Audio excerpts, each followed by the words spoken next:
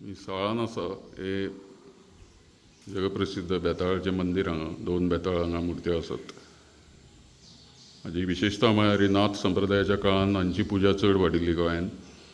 ह्यो तांत्रीक जे संस्कार आसात किंवा रिच्युअल्स जे आसात विधी तातूंतल्या पैकी हे सगळ्यात दुश्टांक हांचे निर्वारण करपी अशें हांकां समजतात.